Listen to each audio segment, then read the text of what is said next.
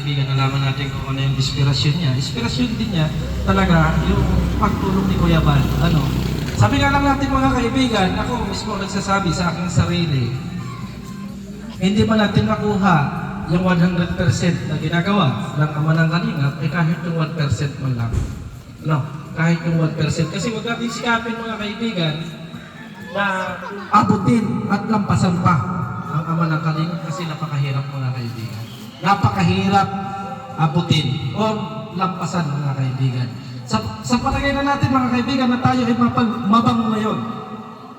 Sikat.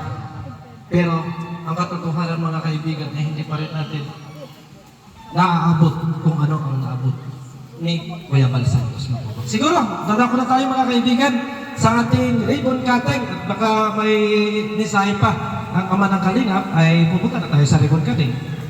Ribbon cutting na! Halika na! Ay, sa maslay nanay! I-ribbon cutting na natin yan! Ayan, yan. Slay ka na kayo dito nanay! Kaya, uy, dami pa ng pagkain! Sus, gustong gusto ni Rhea Marte ito. Nay, magre-ribbon cutting na. Sinong tataga? Bibilang ako ng 3, gugupitin ko. Dito ka sa masli sa may katabi niya. Baka kasi iba yung ano. Siyempre, ikaw ang ano dyan. Yan. 1, 2, 3, cutting! Ayan! Open! Oh, open. Buksan mo. Ayan, pasok kayo na, pasok! Sas! Tingnan ko nga, mga kaibigan, yung loob ng bahay. Ano? Wow! Naman. Nakaka-relax.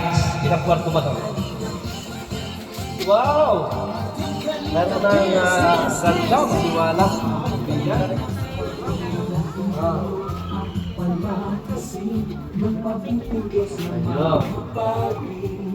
Ayan. Okay pala. Ang ganda. Ayan. Isi-check. Kuya Bal Santos Matubang. Ayan. Kain na kayo ang mulinda.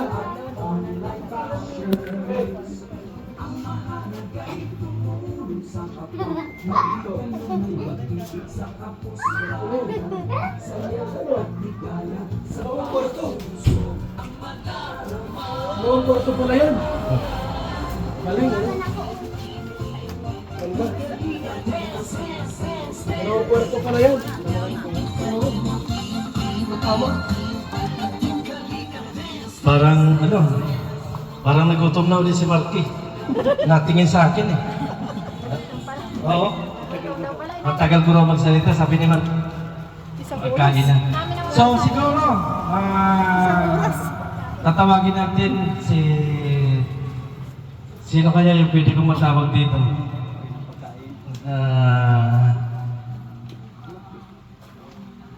I-prayer siguro yung pagkain pero hindi pa eh.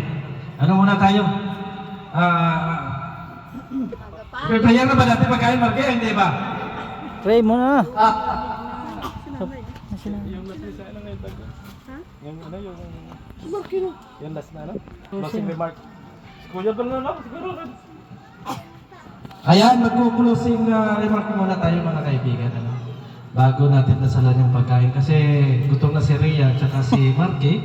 Siguro, tawagin na lang siguro natin si Kuya Bal Santos Matubang sa closing remark. No? Para naman si... Agol. Si Agol daw. Si Agol.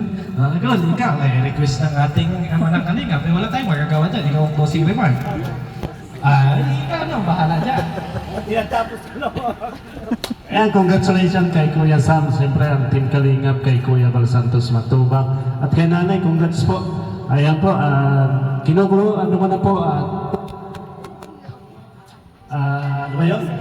Sinasarado ko na po ang okasyon at kakain na daw si Rhea at si Marky. Ayan, congratulations po at mabuhay po ang Team Kalingap. Yes.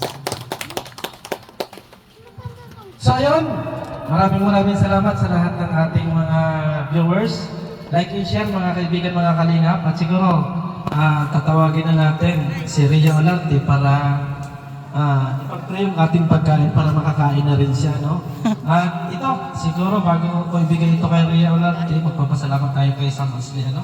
Sam Asli, ipagpatuloy mo lang yung iyong mga ginagawa. Sabihin mo ay tuloy-tuloy lang hanggang sa marating natin kung ano yung tagumpay. Thank you at gabayan ka ni Lord sa bawat lakad mo. At Rhea Olarte, ipagdasal mo na yung pagkain kasi gutom ka na. Ginagawa mo talaga si ano.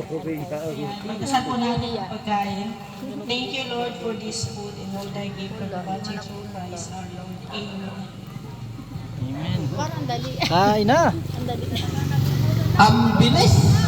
Gutom na pala. So, kain na kayo, mga kaibigan, kain na, kain na. Kain na. Kain kayo na, kain kayo, kain. Kain na po.